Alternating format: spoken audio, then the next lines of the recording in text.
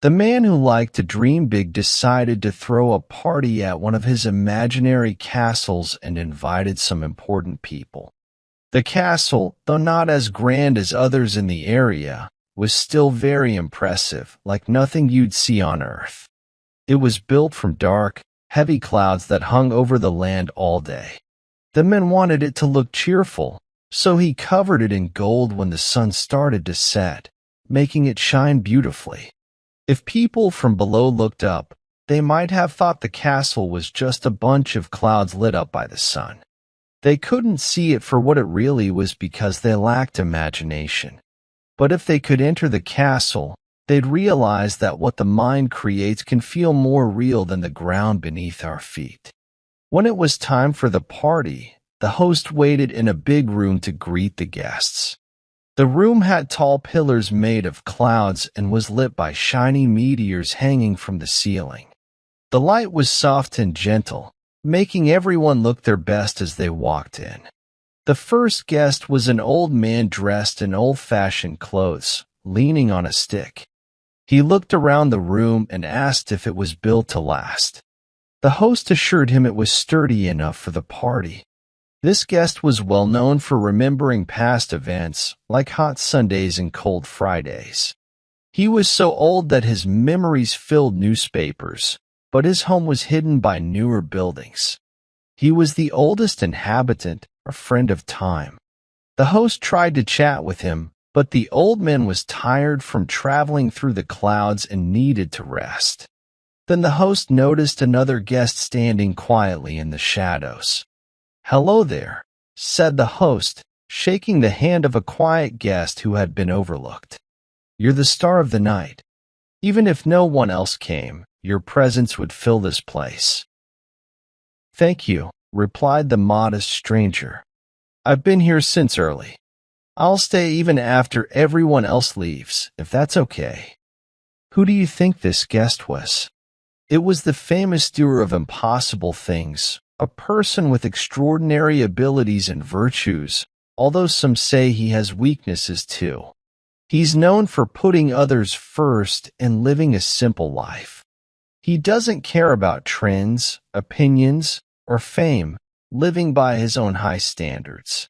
Some say he can solve impossible math problems, create machines that run forever, make water flow uphill, write epic poems, and even swallow himself whole. But despite his talents, he's not considered part of polite society. In fact, it's seen as bad if he shows up at fancy events. Public speakers, teachers, and actors avoid him. For special reasons, we won't say his name, but here's one more strange thing about him. When he looks in a mirror, he sees nobody there.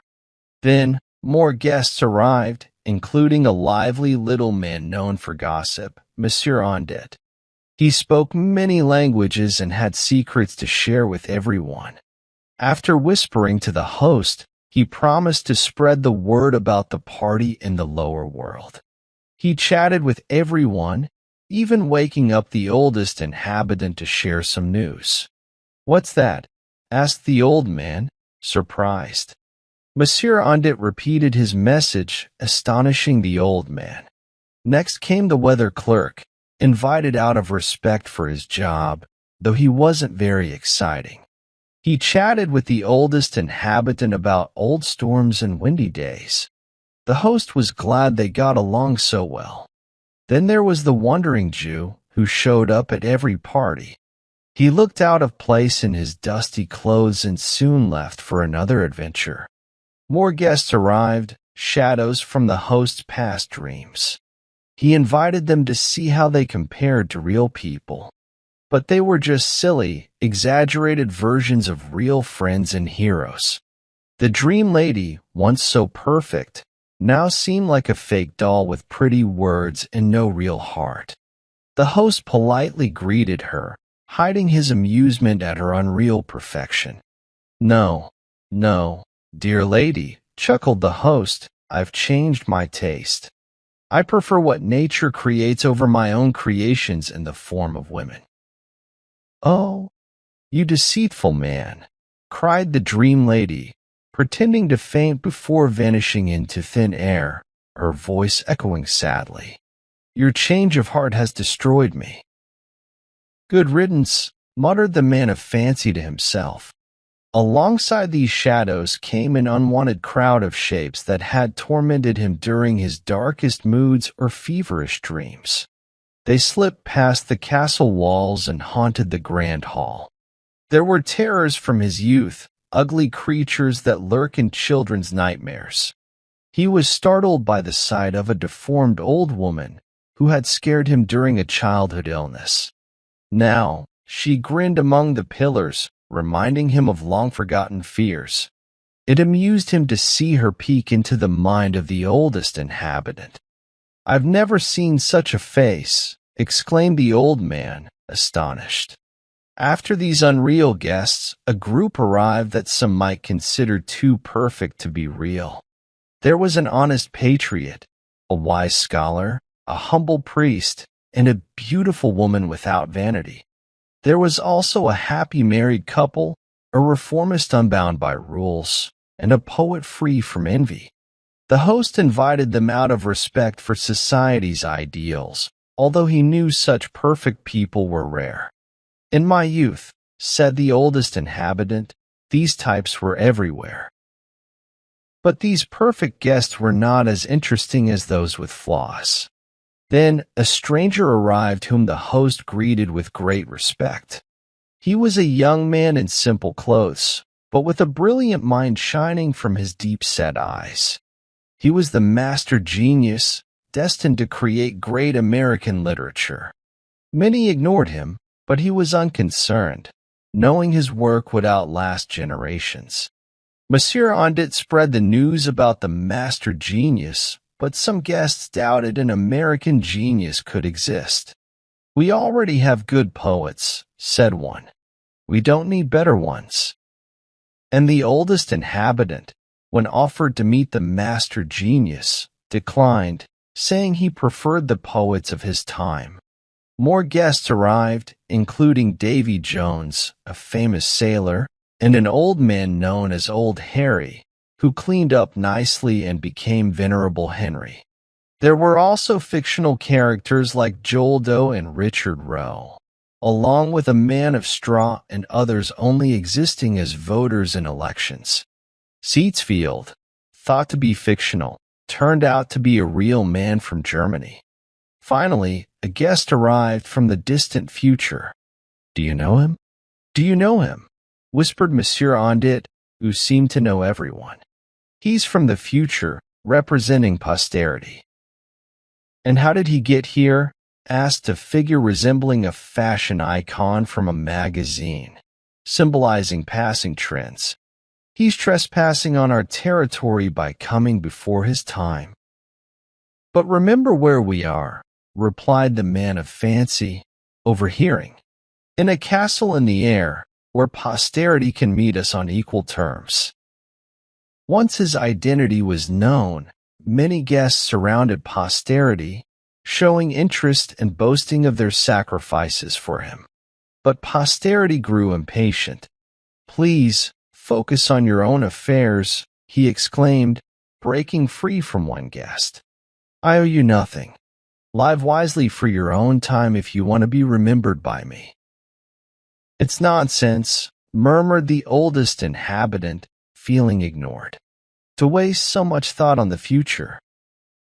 To distract the guests, the man of fancy led them through several rooms of the castle, each more splendid than the last. In one room filled with moonlight, ideal statues stood illuminated, representing works never fully realized. Another room held a library of planned but unwritten books, including works by famous authors. The oldest inhabitant was puzzled by these peculiarities. "My brain isn't as clear as it used to be," he admitted. "You young folks must understand these things better." With little reply to the confusion, the man of fancy led them to another room filled with golden sunbeams, adorned with curtains made of sunrise clouds and scattered rainbows. This room contained forgotten joys from the lower world, enough to supply a lifetime of happiness. The guests felt rejuvenated, and even the child unborn frolicked among them, spreading joy to all who witnessed his playfulness. "My esteemed guests," said the man of fancy, "I invite you to the banquet hall, where a small feast awaits." "Well said," exclaimed a thin figure, accustomed to dining alone.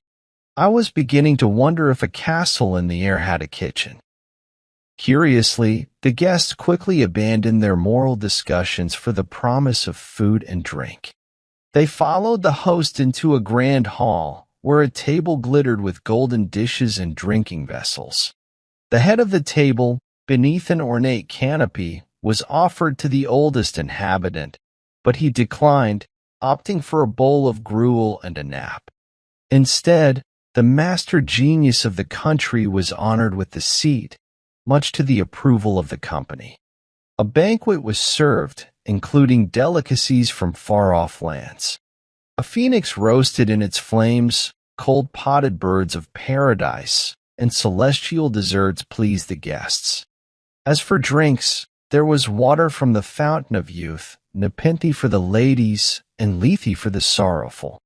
The more distinguished guests were rumored to sip nectar from a golden vase, aged since classical times. After the meal, speeches were made, with the clerk of the weather warning of an impending thunderstorm. Panic ensued, and guests hurried to leave. The oldest inhabitant, true to his courteous nature, expressed gratitude for the evening before being whisked away by the wind. As the tempest blew out their lights, the fate of the guests returning to earth remained uncertain. Whether they safely made it back or remained lost in the realms of imagination is a mystery. Perhaps it's a lesson to consider the consequences before venturing into the unknown pleasures of nowhere.